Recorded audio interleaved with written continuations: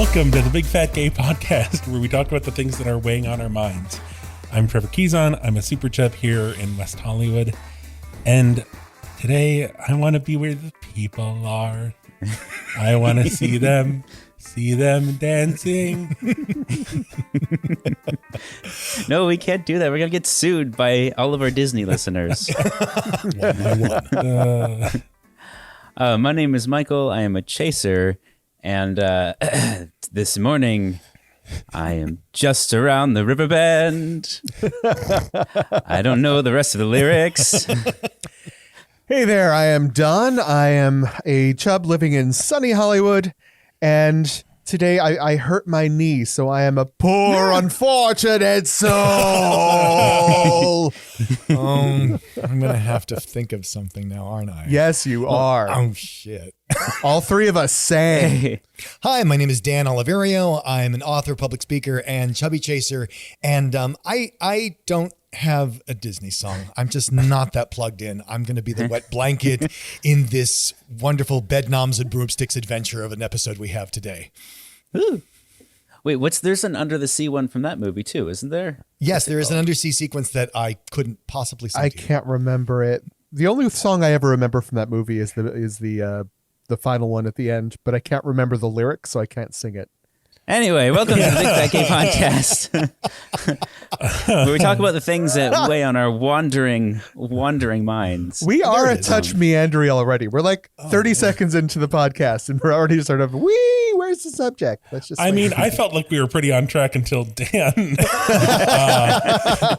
didn't introduce himself, which has been cut out, probably. Wow. Hopefully. Well, anyway, here we are once again on a Wednesday, or not. It may not be Wednesday where you are, but it's Wednesday here, except that it's Saturday. Happy quarantine anniversary, everyone. Happy? Is that the well wish that you use for this? Is it? Solemn quarantine anniversary, everyone. Well, let's keep bumming you out. Now that we got you maybe a little bummed.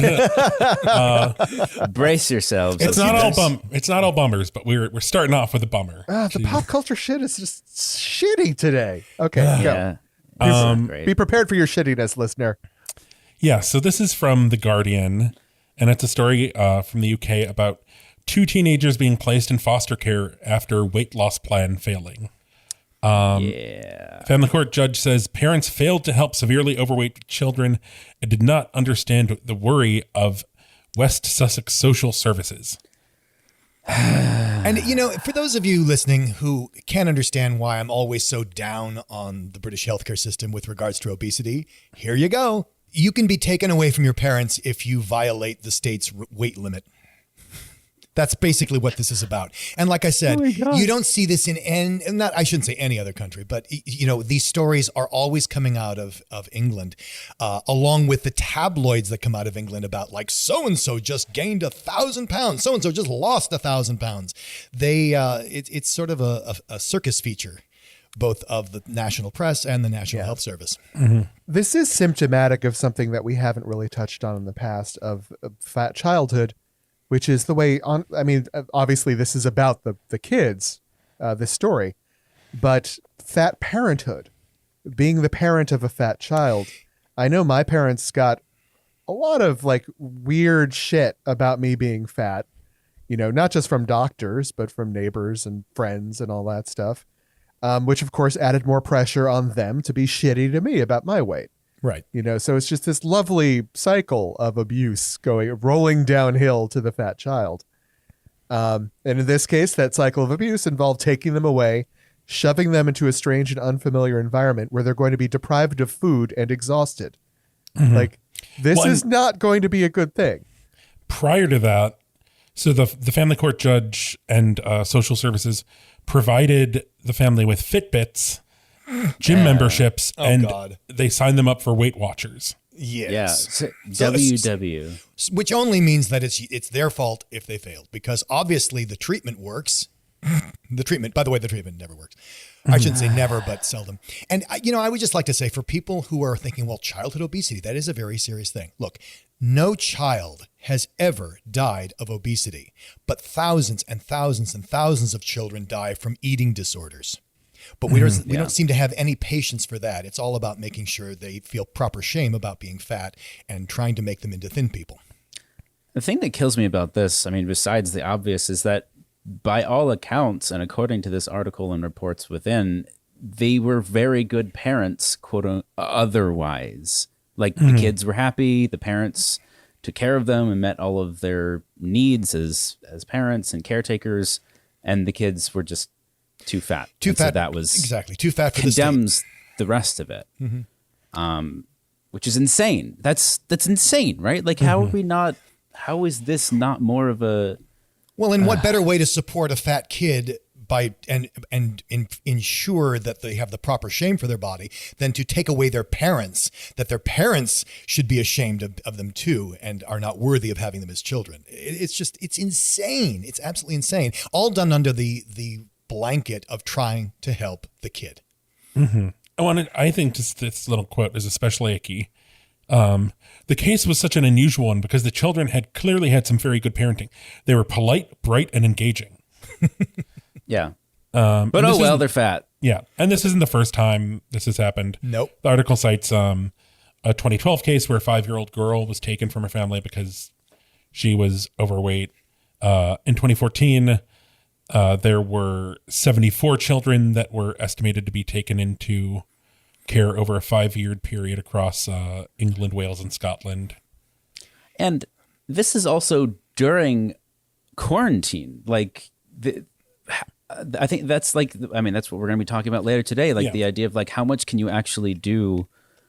Like, so many of our sources of activity are shut down right now. And so this case was judged over the course of 2020. And that also seems insane, like not to have the lenience to at least allow a normal, quote unquote, normal year to go by before you start judging people for their activity level. Not that that's okay, but I guess if you're going to be insane, you might as well go full hog. I don't know.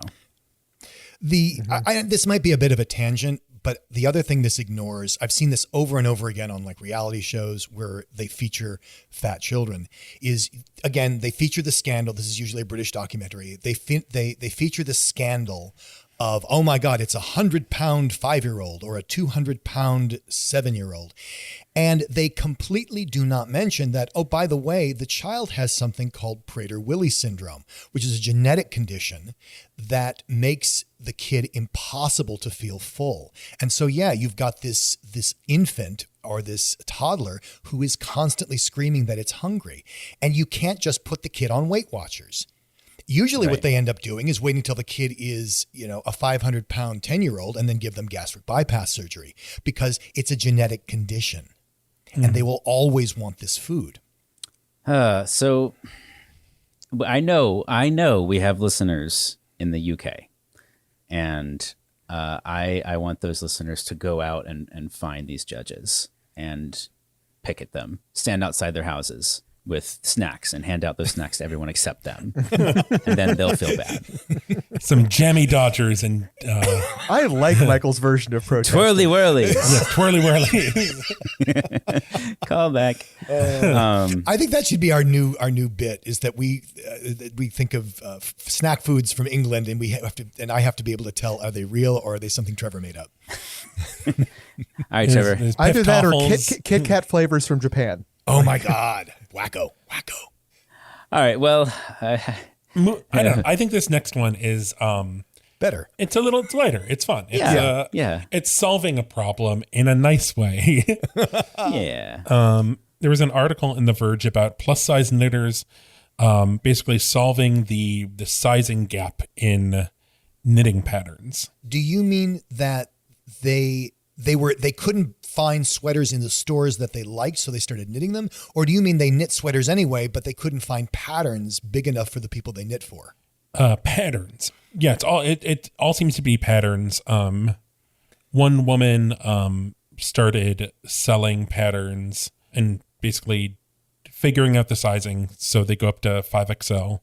Another designer of swanky emu knits basically has figured out a way to use a spreadsheet so people can enter their measurements and the pattern will adjust to the measurements they that's enter. genius. That's genius. Right. Sort of and basically foregoing so the that- idea of sizes entirely. Yeah, and just that any body type, any size, no body's too large or small. So like using the modern technology we have at our disposal to solve problems that like don't need to be problems. Well, especially when you're knitting one sweater at a time for a particular person.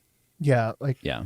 this should not be an issue. And also just kind of doing this as a stand against like just feeling, they say you feel the different isms within the knitting community. Hicks, who's black, said, people have their way of making you not feel welcome. And also just kind of challenging the idea of what people think when they think of someone who knits. Because I think a lot of people just picture like, you know, the tiny white old lady with like the curly hair and a cat. Half moon glasses and a big Meanwhile, I armchair. used to be a knitter. You know, No. I did. did? I knitted in college instead of taking notes because I needed something to do with my hands. And I remembered shit. Yeah. But I needed something to do with my hands, otherwise I wouldn't be listening. You knitted that sweater you're wearing, didn't you? Well, but I gave up knitting more complicated things because I couldn't find anything that I could knit for myself. So I just Well, there you Well, go. Now you can. Now you can. Finally, I think the last thing that's interesting is in fighting it back against this inclusivity problem, someone started an Instagram page, Fat Test Knits, so that people can connect if they have a knitting pattern for basically plus sizes. They can share that pattern with other fat knitters, so that Yeah. other people they can test test out the patterns and make sure they work and that there's not any weird issues with like the sleeves or the neck or whatever. Oh. Yeah. Basically she had been told by two different designers that they hadn't created a test pattern in her size because they couldn't find a suitable test knitter. And so she sort of created this page out of spite, basically saying like, I mean, the quote is, she's thinking, I'm fat and I knit and I'm telling you I want to give you money. And they're basically saying, no, sorry. So she's like, well, fuck you. I'll create this page to solve the problem that you say is a problem, which really shouldn't be. I just love the last little quote because I feel like it applies to so much within the fatosphere. It's just something I have to do if I want something. Hicks said, no one's going to fight for me as hard as I would fight for myself. yeah. Yeah. Yeah. So there you Good go, Don. advice.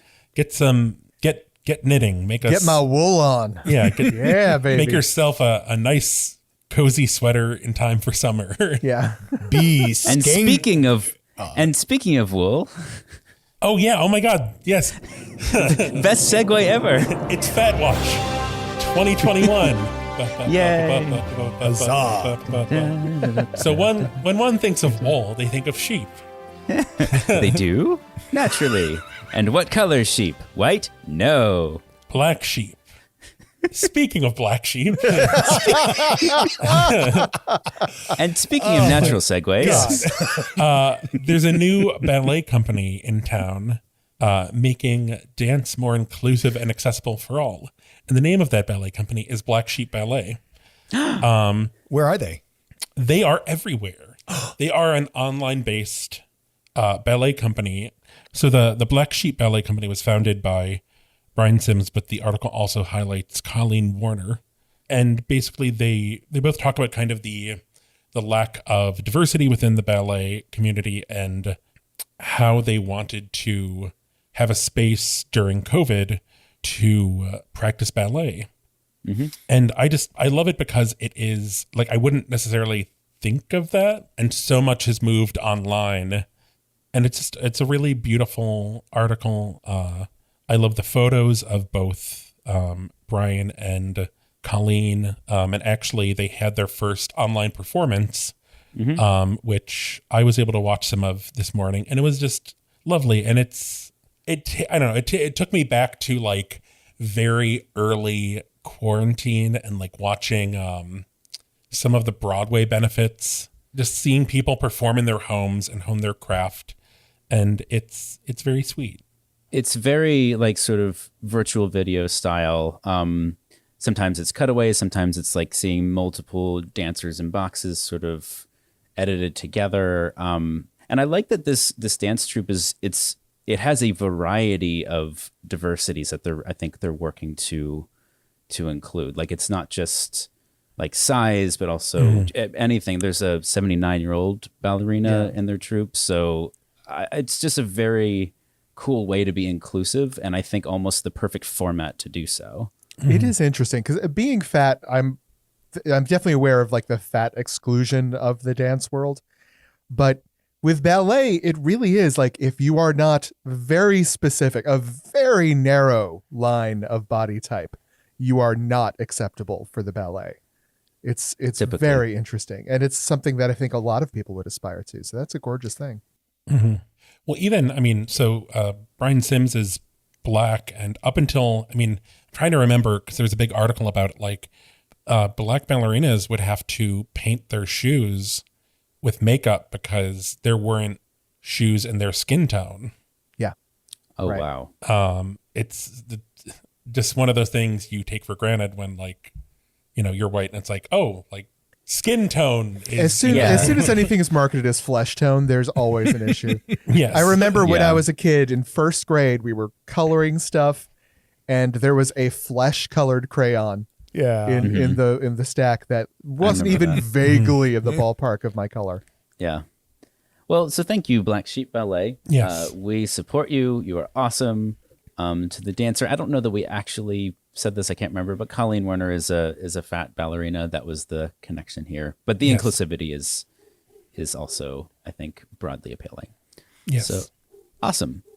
So here we are, facing probably the most real version of the end of quarantine, potentially, maybe, possibly, Knock on wood. coming up soon. And yeah, we were initially, we had this idea of like, you know, what happens like a year ago, it was like, oh, the COVID-20, right? Or the COVID-19, like weight that you gain because you're stuck in quarantine, and all of the conversation around like having to try and stay fit. And that was, again, part of the episode, or part of the article earlier about the kids not getting enough exercise, according to the judge in the UK. And now that we're coming out of quarantine, the idea that a lot of people are going to be going really, really hard to try and get themselves back into quote unquote shape. And it's going to spill out on a lot of people, I think. Yeah, That's I going think to we have be messy. 2 examples right here of Hi. people pushing I themselves. bet too you're hard wondering and how I hurting hurt my knee. themselves. Well, you guys don't know this. Dan actually hurt his knee yesterday. at Well, the it wasn't gym. my No. knee. It wasn't my knee. No, Oh, it was I, your- I got a little overambitious on the leg press, and so I've hurt my left quad a bit, or one of the muscles Oh, in my no. left quad. So I'm rehabbing that, but it's much better today. And but yeah, it's that idea of like I feel this spurt of energy, and I'm gonna do something about it. Ouch! Ouch! Yeah. Yeah. Ouch! I went jogging and had a similar experience. I don't think I hurt my knee, but I pushed it right up to the point that I was like, oh no, okay, I got to stop. But we don't want to just talk about physical preparation because that's not what that's not the only thing we're about here. You know, part of it is also like I've gotten very comfy in my apartment over the past year, not having to march out in front of a world that I feel is judging me constantly. So there's some mental prep too about having to throw my body out there, especially after like a belief that after a year of sitting on the couch, my body is in a weird shape, right? For me, in my mind. I have a jumping off for that, but I don't know if I should save it for later. But Jump, Dan, jump. I'm gonna because it's that mind fuck when you're part of a marginalized group and something happens and you're in that mind fuck place of, okay, did that just happen or was that prejudice? Like, lots of people don't get the job, but is that why I didn't get the job? And Right. I think coming out of quarantine, and this speaks to what you were talking about, Don, where you've had this other experience of people only seeing you mostly from the chest up. And you have this other experience and, you're going to compare it because you're a human being who has, memory.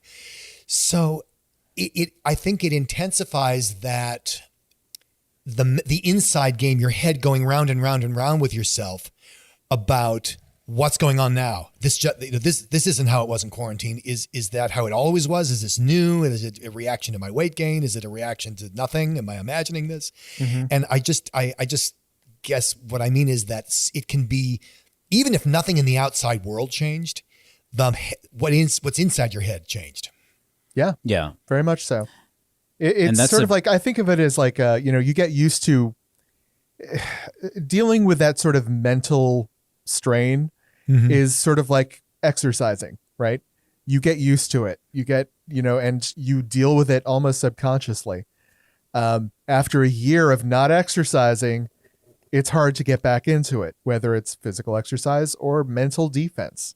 So what do you do? Well, it's a good question, Don. I'm glad you asked.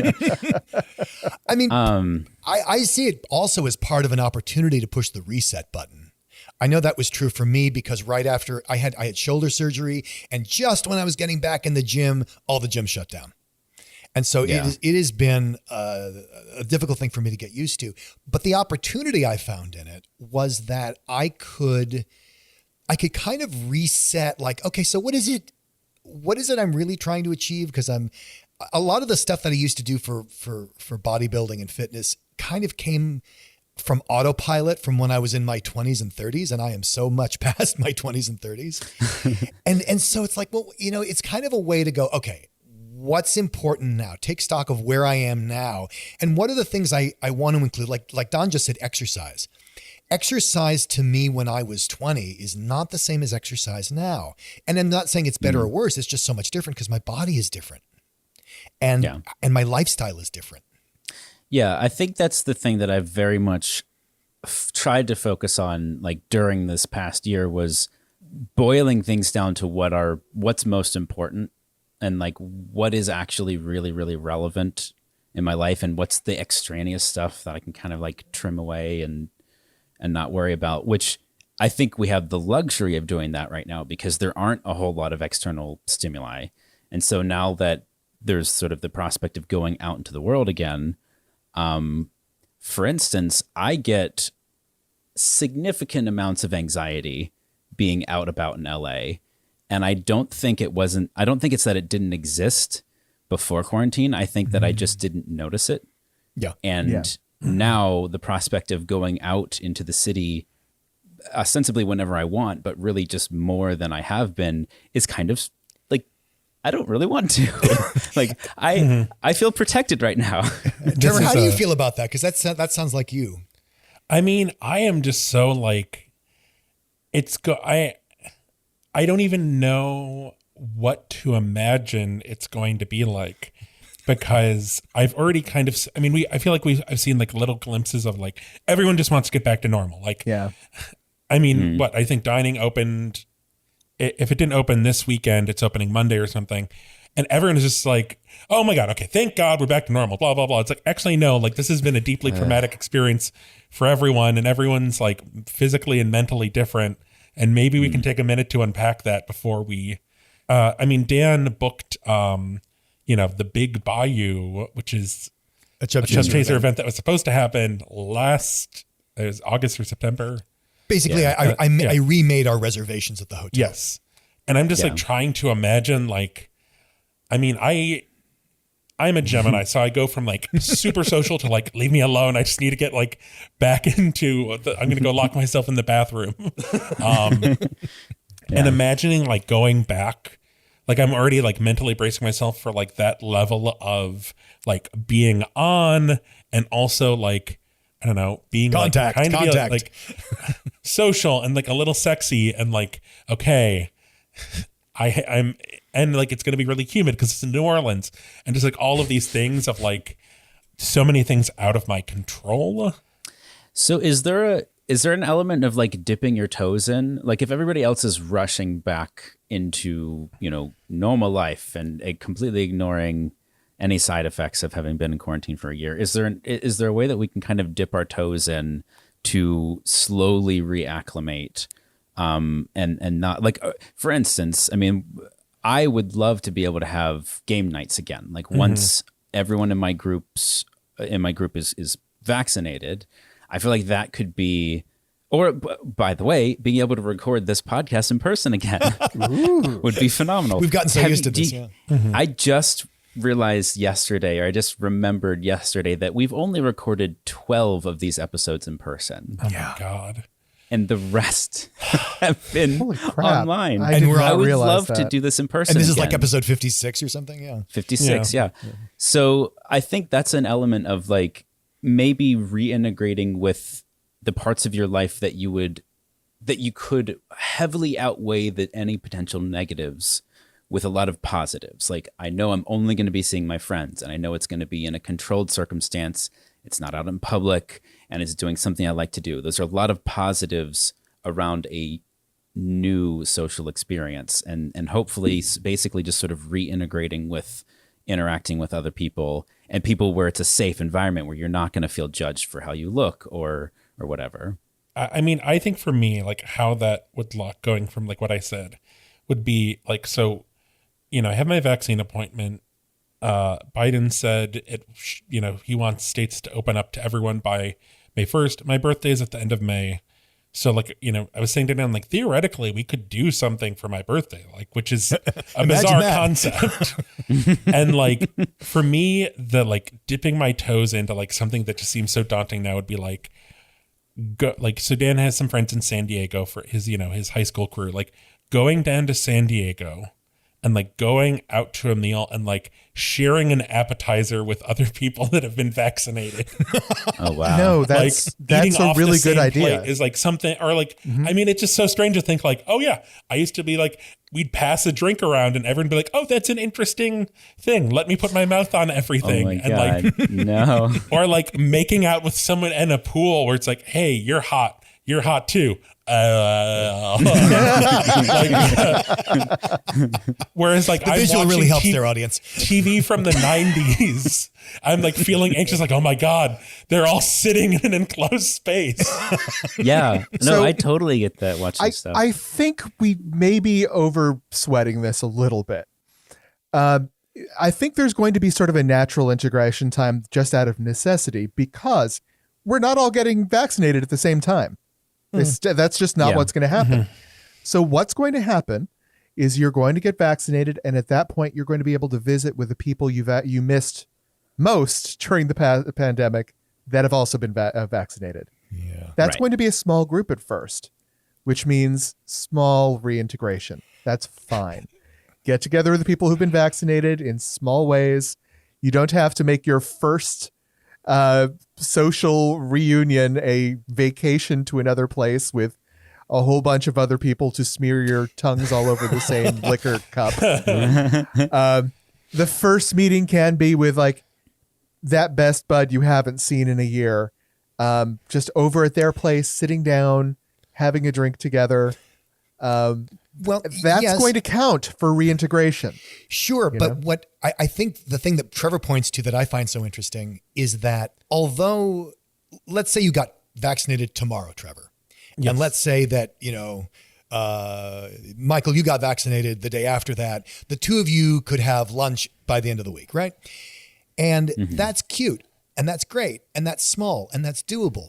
But what fucks with people like Trevor is that you're about to get vaccinated, Trevor, and here I am planning a massive like bacchanal weekend in New Orleans, but I'm putting it 6 months away. So it's not unreasonable because it's 6 months away, but in your current mental state, it seems completely ridiculous. Completely undoable. Yeah. Well, and because like, I don't know, my markers for the week have been like, I do Pilates over Zoom twice a week, and there's this call right now, and other than that, it is just like, and then there's the rest of the black void. Oh, Yeah. And the thing that I keep coming back to is, and people have said this, people have said, especially after what happened this summer with Black Lives Matter and all this stuff, is, do you really want to go back to quote unquote normal? Don't we want something better than normal? Yes. And I welcome people to think about that in terms of their own normal. For example, you could get down on yourself or like, well, I can't do, I'm working up to getting back to my previous fitness level. And right now I'm below that. And you're coming from a place of not sufficient or insufficiency. Mm-hmm. And what I'm inviting people to do is, throw out what you used to be able to do. What do you want to be able to do? Like, and you see this with people at work, right? People were forced to work from home, and that was really hard. And then some people turned a corner where they're like, hey, I think I want to keep working from home, or at least I want to work from home more than I was, which was never, so that you can get to redefine your goal rather than giving yourself shit for not being what you used to be, or not doing what you used to do, or even wanting what you used to want. I think one element of coming up with a new normal for myself, certainly as far as anxiety goes, is I'm going to keep wearing a mask in a lot of situations.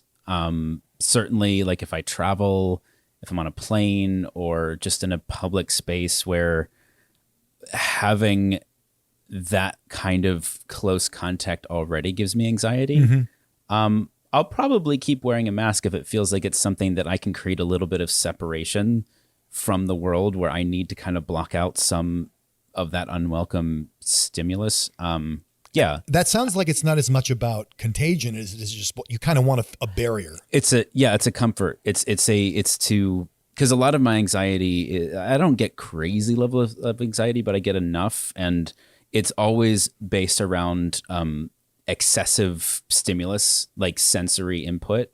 And so creating, like, wearing earplugs on planes, wearing sunglasses in the sun, like, and I think in that same way, if I'm in a crowd of people having a mask on, I don't think that I would necessarily get sick. It's just a comfort level that I wouldn't have been comfortable with doing before the pandemic. Yeah. And one way to see that is, oh, Michael's not out of quarantine yet.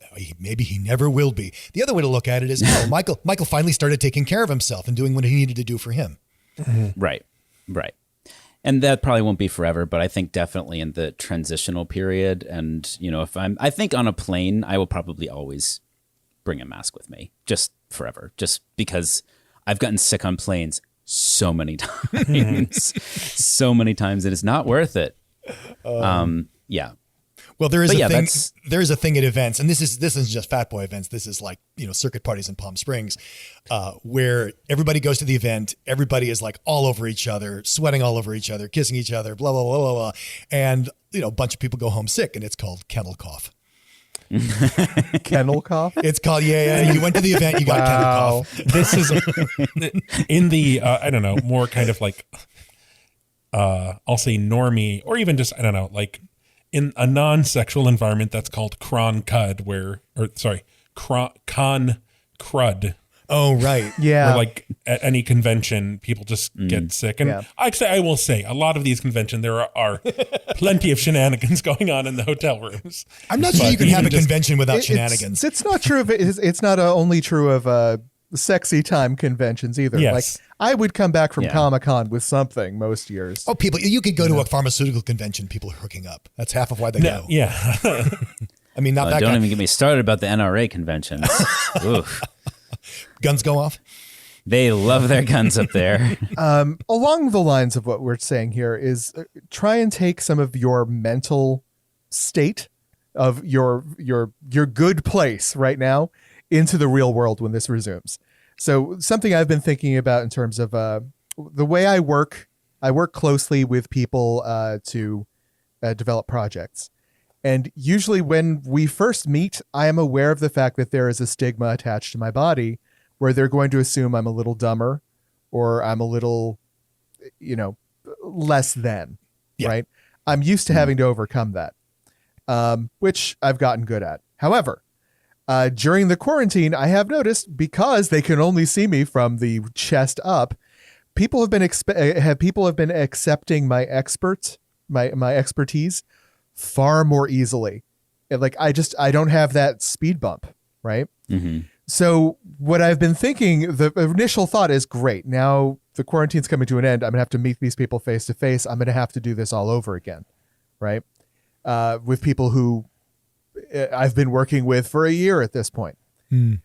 But that assumption has been sort of in my head, right? I'm trying to turn that around and go, you know what? I've already proven my expertise during this downtime, right? If they reimpose some new barrier when they meet me face to face because of my body, I don't need to work to overcome that this time, right? This time it's going to be on them because they know I can do the job. Yeah. And is there room to, probably not always, but to basically play your own card as far as like, oh, yes, you want to have lunch on Thursday. I've actually got a crazy packed day. It's easier if we just do a Zoom call. And then are you able to kind of like do that in some cases? I could do that, but a lot of the longevity of my position would depend on me building connections. So that's difficult to do, to build a deep connection over Zoom. Yeah. At some point, I'm going to have to meet people face to face. Well, it's necessary. The mind fuck of it is that, you know, on the one hand, you're like, oh, people see I'm fat and they undervalue me. And then there's a whole lot of people who really don't give a crap that you're fat, but you still have that thing in your head about that they do. And the problem is you're right all the time because some people yes and some people no, and you never know which one and you never know why, and you'll drive yourself crazy. And so I think it can be just a better place to stand, given that there's no way for us to judge the reality independently. Like there's no true case. It's all perception. It's their perception of you and your perception of them, and worse, your perception of their perception of your perception. No. I mean, it becomes this. Don't even get on that treadmill because I can one up you on that every time. Exactly. It just goes down this endless rabbit hole. So you can't navigate that. It's innavigable.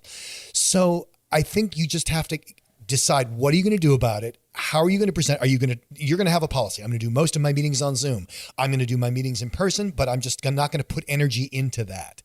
I think there needs to be something that you take that you seize, that you take control of, because you're never going to know how it really is. I just love that Dan just used the word innavigable in conversation. You managed to work it in. Good for you. That's one of those words I never hear anyone say that word out loud. Oh, I went there, Don. I went there. I'm kind of intrigued. Now figure out a way to work in indefatigable. Oh, that one's easier. But it's harder to say. Stay tuned next week when I work in the word eleemosynary. Oh God. Okay, you're gonna have to work in the definition too. So I think the lesson for me has been like, so I started going jogging recently because I want to get ready to be able to play soccer again.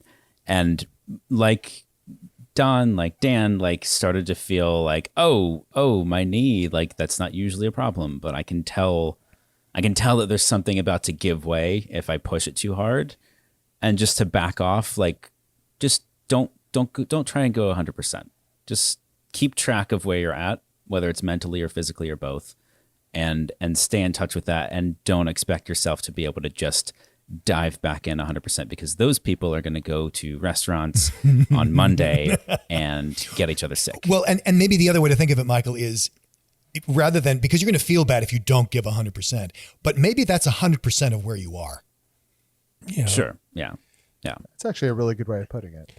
I think also something just that, I don't know, has given me like some comfort in just not being where I was physically. So, I've been doing Pilates twice a week over Zoom, basically since the start of the pandemic. I think there's probably like 3 weeks, 2 weeks or something where I was like, oh, well, like I'll just wait for the gym to reopen. Tumbleweeds. Yeah. Across the road. But my Pilates instructor, who, is working out basically all the time because he's either teaching and working along with his clients or, just on his Pilates equipment for fun, has injured himself multiple times from doing stupid things and basically getting the same injuries that I have had throughout the pandemic. Where like pulling something in his back from like moving a chair. Right. Or just, having similar strain on his body because we're just all in this weird place of not moving like we used to. I'll also add to that, this is before the pandemic, but something I became aware of, something I've done for years at this point, is trying to do lots of stretching. I don't do as much yoga, though I like it, but it just try like in the morning, stretch before I get up and do a bunch of stuff. And when I started playing soccer, I kept getting the same injury over and over again. And then I realized that the specific stretch that I was doing was essentially overstraining that one muscle. Yes. And then I would play. Yes. Preach it. Preach it. injured. Yes. I have done that to myself so many times. And it took me so long to learn that no, stretching is the problem, not the not stretching. Right. Exactly. And so, because everyone tells you this is just a good thing, maybe just also keeping track of like, if that's happening or if you find something that's biting you in the butt consistently, maybe there's a different way to look at it, or like a different solution. And in that case, like, yeah, I stopped doing that stretch and I got stronger and it wouldn't get injured. And I'm not taking anything away from stretching. A lot of the times it's the wrong stretch or the wrong way to do the stretch, or you're holding it, you're pushing too far, too long, too fast, whatever it is. But what you're doing ain't working. Stop it. Right. And so in that vein, just like not necessarily going back to a set routine you have because it's what you've always done. Well, we have a tip today that's kind of related to all of this. And I'll actually let Dan set it up because he shared it. Yeah, so we were talking about stretching and Don's knee and my quad. And I happen to be acquainted, not personally acquainted, but Cinder Ernst is a fitness coach who works a lot with fat people and people who don't move the way that everybody else moves. Let's just put it that way. And she has a number of videos and ways to, she calls it knee-friendly fitness. And her website is cinderernst.com, plus size knee pain solutions. And I love what she says right at the top of her webpage. She says, tired of being told you have to lose weight, to help your knee? Not true. Discover how to relieve pain and gain strength so you can get active and live fully. And her whole thing is, it's about adapting the exercise to what you can do instead of beating yourself up about what you can't do, and that either becoming an excuse or worse, turning into resignation. So you do nothing or even less. And again, she has tons of this stuff. She has a book. She has tons of videos on YouTube. And I just would really recommend checking her stuff out, especially if you're one of these people who is like, I'd like to do more, but my knee, or I'd like to do more, but whatever. Yeah. And I like her YouTube page too. I mean, she's got a few dozen videos up there, and some of them are her doing the exercise herself. And she's a fairly average sized person, but she also has, like models with her to sort of give examples of these same exercises, and she can sort of work with them in the video and show a different body type doing those same exercises. And you can get, I think, a variety of points of view on these things and how to do them yourself if you're having a hard time like translating what she's doing to what you're able to do, which I think is just a really clever way to show it visually if that's the way that you learn best. I also wanted to share something adjacent to that, which I forgot to put here.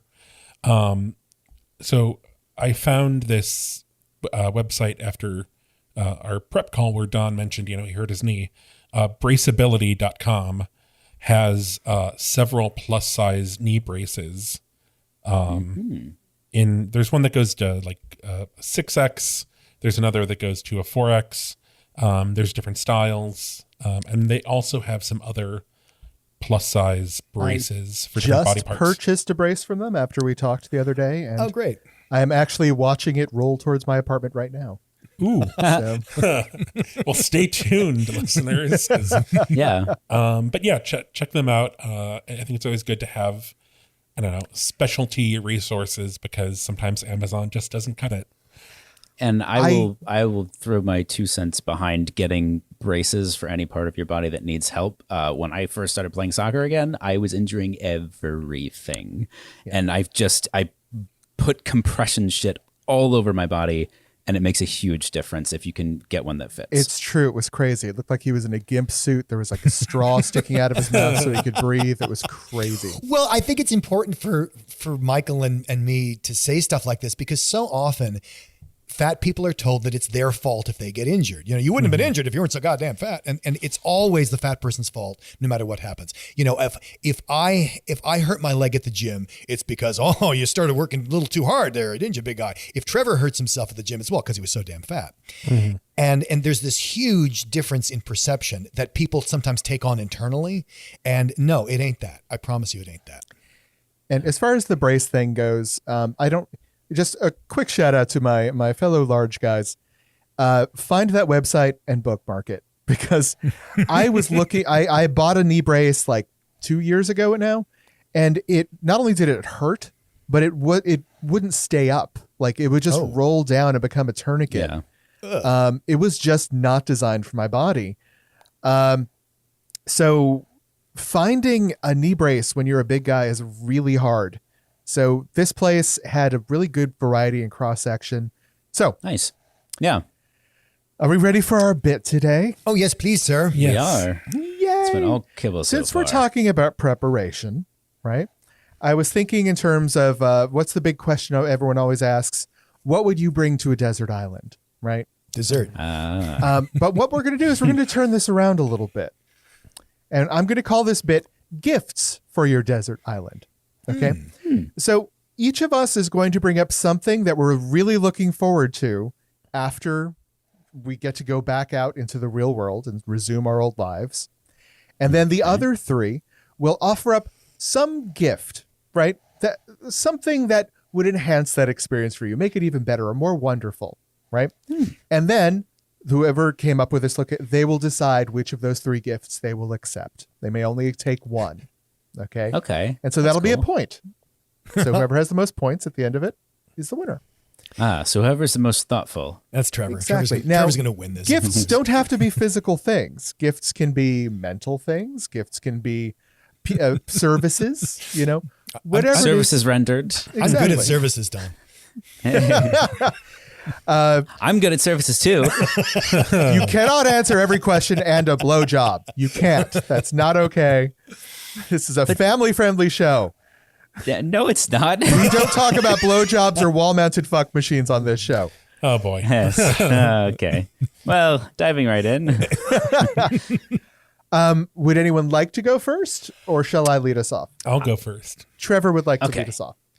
I feel like I've maybe even said this on the podcast. So the thing I'm most looking forward to post quarantine, and this might be like 2022, just because I'm looking forward to my first super chill, maskless trip to probably, I'm saying Trader Joe's, and just being able to like take my time and look at all of the different snacks and specialty items and just really browse and like, yeah. And maybe I want like, maybe, I don't know, there's a plant I want and just like very chill, like a former trip to Trader Joe's in the before time.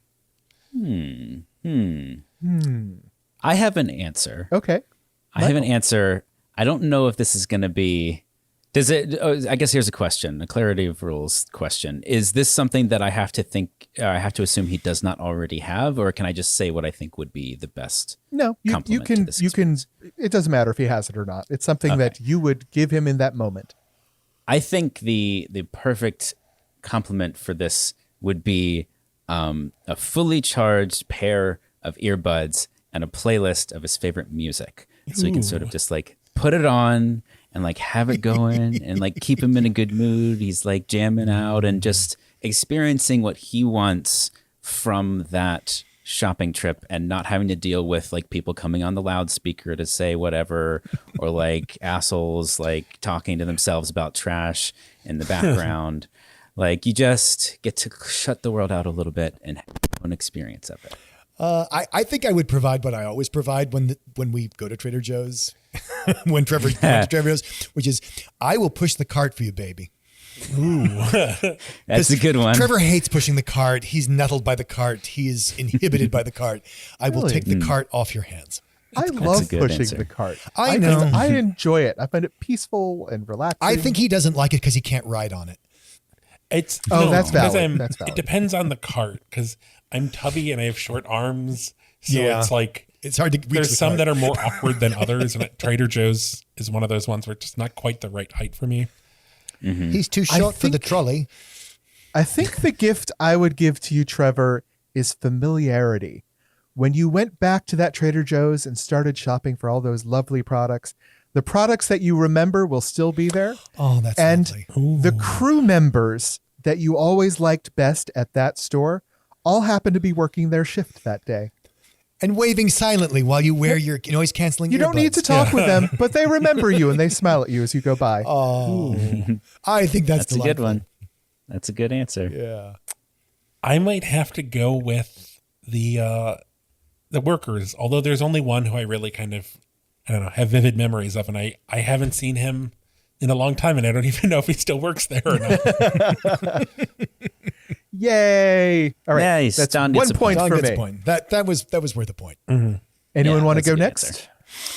I have an answer, unless somebody else wants to go in. Do it, Okay. Michael.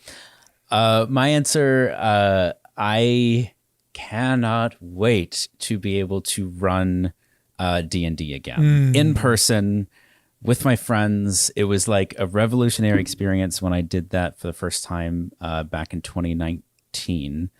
And I have been champing at the bit to be able to do it again. I'd love to be able to run my homebrew sci-fi world that I've been working on for like 3 years. And that is like my top of my list, like number one goal to be able to do again. I know what I would provide for that. It kind of ties into mine.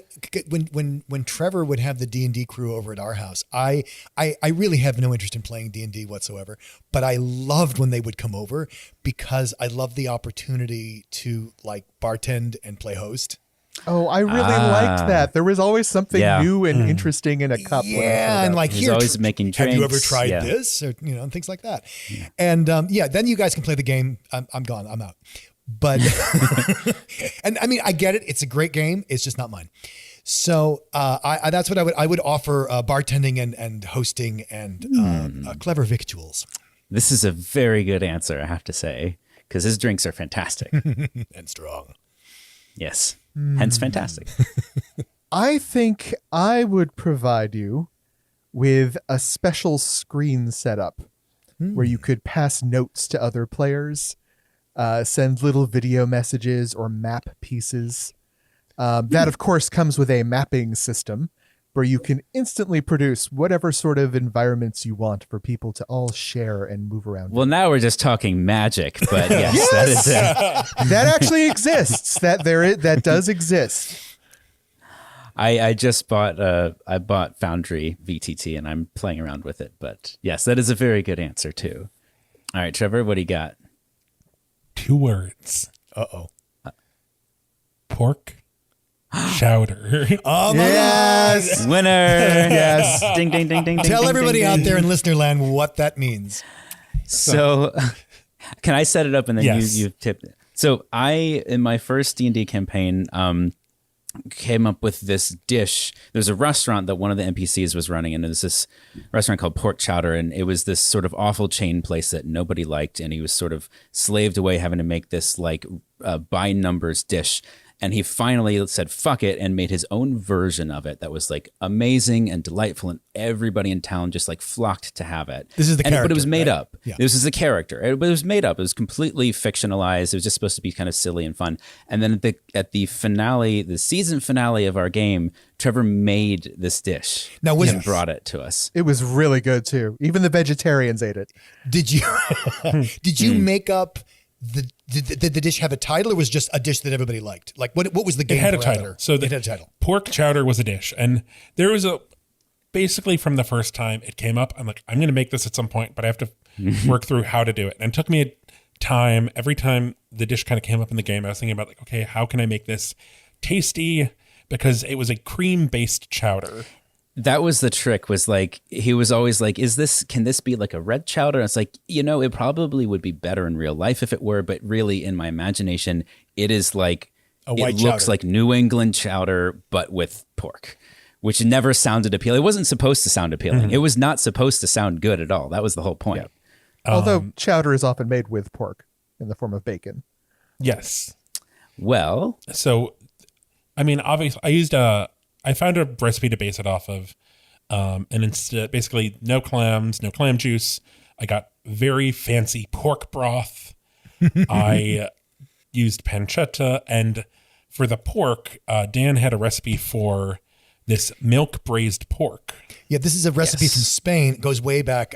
It's basically everything that you wouldn't do in a dish if you were Jewish. You would cook pork. You would cook pork in milk. Is how you make this. How you start this dish, and it's a beautiful Spanish recipe, which Trevor then I guess adapted, modified, amplified. So I basically smushed the two recipes together because I did this milk braised pork, and then I used that. I diced up this lovely braised pork.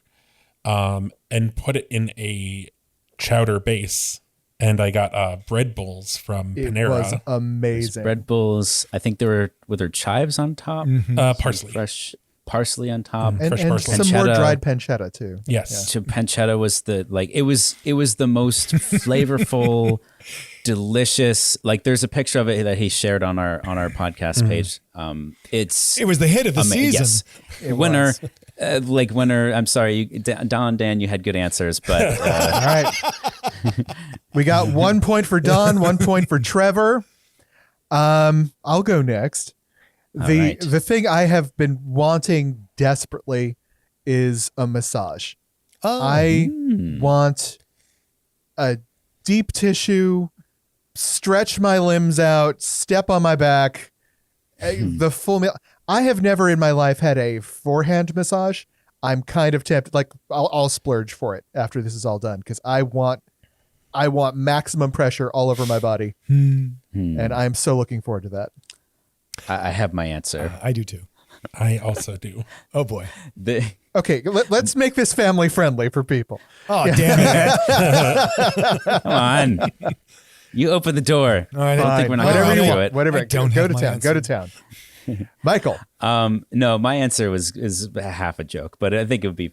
So my answer was that the person doing the massage would be this like 6'3" like Swedish female like bodybuilder figure, the strongest person on the Western Seaboard, who would come in and like you have never felt hands this strong in your life, and you never will again afterwards. Yes. Just the most like intense, fantastically like affecting strong massage you've ever dreamed of. Okay, Glorious. my turn. Dad. Yeah, fuck that. Yes. So I think I have a very different idea for massage. So what I would do is I would make sure that you had the plane ticket in hand to get a masseur and either go to the foreign country in which that masseur practices. Ooh. Or if you don't feel like traveling and getting through an airport, having that masseur brought to you. Both very good answers so far. I would not mind some traveling. Take that, Postmates. I enter in an explosion of green fire and smoke, and I bestow upon you the gift of the perfect and perfectly easy and unawkward erection from the table. Excuse me? There's no strain. There is no awkward. You don't have to worry about your towel falling or anything. You get up with the grace and ease At the of end like a giraffe or gazelle or something. Does this make sense? Because I feel like that needs a little a explanation. gazelle moving in slow motion. Like Just because whenever I've had a massage, it's always like awkward getting up from the table because like I have to manage my towel and just I'm relaxed, so there's strain, but strain free, perfect Dismount. dismount. That sounds pretty That's appealing too. thoughtful. All right. Well, all of thoughtful. those sound really good. I can't shake the picture of me getting a massage in a open walled Thai grass hut facing the ocean. Don, you're so- going to Thailand. We're going to Thailand. That's so pretty good. Point That's pretty goes to good. Dan. Point goes to Oh, Dan. it's a three-way split. Three-way split. Three-way split. All right. All right, All right, Dan, Dan. what is your wish? All right. So the thing I have missed the most, this is such a little thing, but it expands infinitely, is That's so you, Dan. It is. I really miss. Okay, so there's our high-end grocery store down the street does these virtual wine tastings, and Trevor doesn't drink, so I've been making him eat the charcuterie and sitting there with the me wine. and sitting Forced to taste the wine. and he's like, yes, it tastes like white. It tastes like red. Good answer, Trevor. Good answer. And so I really miss sharing food and drink with people. So I guess my little fantasy is to either have just a couple of people over for a wine tasting. Let's make it that, because that's manageable. Just a few people over for a wine tasting or a spirits tasting or whatever kind of tasting. I don't know. You help me out, boys. My answer is a simple one, but could expand infinitely. You have your friends set to come. You have the space is set. You have the ambiance. You have all of your snacks ready. But what you really need are the drinks, either the wines that you're tasting, the drinks that are being made, and I would provide for you any alcohol or liqueur on Earth. Any single one in existence or from legend. And you can then provide that for your guests. You can make whatever drinks out of it you desire. And you can then share in the experience of trying something, which I'm assuming you have one or two that would be quite hard to get your hands my God. on. Everything from Romulan ale to Arcturian brandy, all mine for the asking. It's there for you. It's there. And you guys get to try it and talk about it and have a good night. Oh, that is an excellent choice. It also eats mine. Oh no. That's why I went first, because I was like, oh, somebody else is Dick. probably going to think of this too. All right. Well, I am not going to offer you any single thing on earth.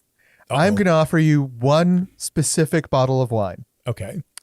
So there was a grape in France that was the mother of all grapes that went out across the world. It's the mother grape of wine, but all of the other places in the world have had to adjust the grape over time.